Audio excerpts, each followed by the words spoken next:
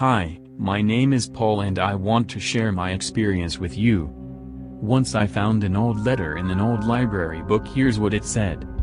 Dear reader, the year is 1997. If you have found this letter, please don't tell anyone about it. Hey, you want to know about a secret chamber in the school? If yes, read the following steps. Go to the school lobby from the front door of the school facing Powerhouse Street. Walk beyond the main office and on your left, you should see a greenish elevator. Go in it and look to the bottom left corner. There should be a small indent in the floor. Make sure you have something to pry it open like a key or a paper clip.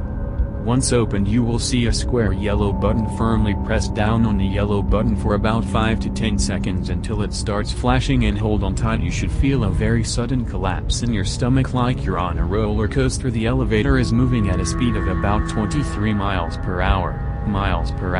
Once the elevator has stopped moving, you will need to press the open door button and prepare your eyes for an amazing sight. You will be presented with a secret chamber. I was not super trustful of the letter, but I thought I would await till the end of the day. At the end of the day, while dismissal was happening, I went to the bathroom and waited till the coast was clear, and then I ran into the janitor's closet to snatch a crowbar to arm myself just in case someone or something was down there. I walked to the elevator and sure enough, there was an indent in the bottom right corner of the elevator. I used my crowbar to pry it open and pressed the button. A few seconds later I heard a steady creaking noise, and it got faster and faster until the elevator started to fall and my stomach collapsed. I swear my heart must have been beating 800 times per second. Soon the elevator slowed down and stopped with a loud screeching noise. I was very excited, but I was also scared to step out of the elevator. But my curiosity got the best of me, cause I slowly pressed the yellow button to open the door and raised my crowbar and braced myself for something. But all there was to see was a small shelf which contained 4 things: a chest, an old doll with faded orange hair. She had holes where her eyes were supposed to go, and the smile was kinda disturbing. I put it back down and walked over to a corner. There was a small door only big enough for a pig or something. I was pretty small for my age, so I could crouch down and fit through the narrow entrance. I realized this was a heating vent and it must have been broken open, so maybe I wasn't the first person to come across the letter in the book. The vent was pretty long, but soon I came to a sort of room with metal walls and some pipes. I thought it would have been some kind of water control chamber or something, but it looked like this. There was a door with a lock. I found the key to the door sitting on a small shelf in the corner. I opened the door. It creaked a lot, but I listened closer and heard a metallic metal sound coming from an air vent. I walked over to the air vent. I saw a hand reach out from the air vent and start to wave me over. Then a deep raspy voice said, "Come here, I need help." I didn't run, I just slowly stepped back with my mouth hanging open looking at the vent.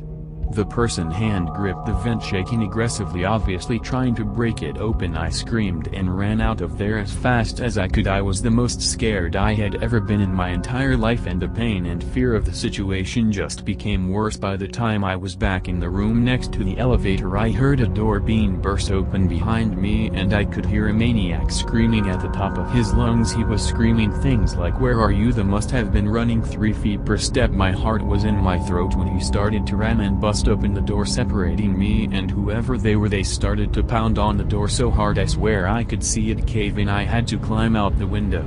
I think he heard me though, because the banging on the door stopped. I jumped from the windows to the bushes below. I ran like a psychopath all the way home. I told 4 of my friends and we agreed to go down there together the next day.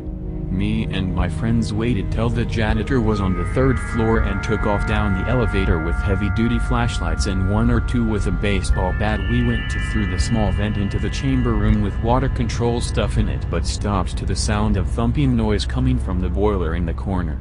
I walked over there and turned around to look back at the group, and then my heart dropped when I felt something hit me in the head. I quickly turned around but saw nobody. I looked at my friends and they had their mouths wide open. I asked them if they saw something and they said they saw a hand reach out and slap me. One of us had a baseball bat and went to look around the corner and screamed when they saw this. He whacked it. A scream of pain filled the room. It had been knocked out. We all stood there in silence. Soon enough we heard a screeching noise. It was the elevator. I must be the janitor, said Nick. We hid behind a door leaning against the wall and hoped we didn't get caught. We saw the elevator door open and 3 figures with hooded black sweatshirts came in. I overheard them talking. This is what they said: "It's just a matter of time before someone finds out we're down here." The only thing I could see about their faces, it had a disturbing smile on it. One of the other guys said, "Well, if they see the chamber we're dead, we should lock it from the outside." They walked into the next room and I stupidly sneaked around the corner, but I wish I hadn't. I almost screamed and went back to tell my friends what I had found. We hid for what seemed like forever, and then we heard pounding from the chamber. After about an hour the hooded figures went back out of the chamber and back up the elevator. I heard one of them says, "Let's come back in an hour or 2 for dinner." Once they had left I told my friends, "We need to sort this out." We decided to go into the chamber. Well, walking down the hallway to the chamber and smashed down the wood nailed to the door with a crowbar. After the sawdust cleared we could see bars on either side of the room with hands sticking out of them. I looked at one of the bars next to me and inside it was a person staring at me. They looked as if they had not been fed for over a few days. They looked at me and said, "Who are you?" I said, "Well, who are you?" He replied, "And all these other people are trapped down here." I was just at work doing my night shift and someone came out of a vent and grabbed me and dragged me. I vaguely remember getting thrown into a vent and then darkness for a while. I woke up where I am right now and I haven't had any food for 2 days. I have no idea what is going to happen or what the hooded figures intend to do to me. I asked, "Do you have a phone or any way of contacting the cops?" "Yes," they replied, "but the service down here underground." I didn't know what to do or if I should tell someone, because if I told the cops I could save all these people, but then my school would find out and so would my parents. I took a few pictures of the place in case the cops needed evidence. I decided to take the note from the library book and give it to the police. The next day after school I showed it to a cop and they said they would investigate the situation. A week later my mom informed me that the guys had been caught and all their prisoners were let free. I even saw them boarding the police car, but the face they made when they stepped into the back of the police car still haunts me this day.